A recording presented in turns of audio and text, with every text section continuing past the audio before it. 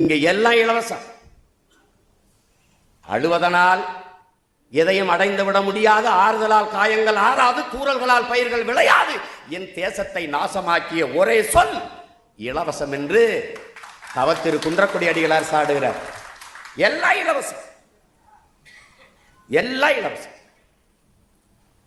ஆனா கல்வி காசு கொடுத்து வாங்கணும், உயிர் காக்கும் மருத்துவம் வியாபாரம், குடிநீர் விற்பனைக்கு வந்துட்டது.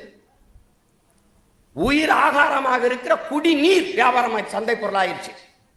நீங்க நல்லா கவனிச்சுக்கிறீங்க. தண்ணீர் என்பது மனித உயிருக்கு மட்டுமான தேவையா? அனைத்து உயிர்களுக்குமான ஒரு உயிர் தேவை தண்ணீர். எல்லாவற்றையும் இலவசமாக கொடுத்த இந்த அரசு தண்ணீரை 10 ரூபாய்க்கு விற்கிறது. ஏன்? காரணம் என்ன? தண்ணீர் மிக உயர்ந்த சந்தை பொருளாக இருக்க வேண்டிய தேவை இருக்குது.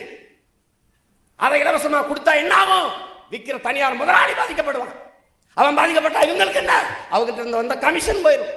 தான் பிரச்சனை.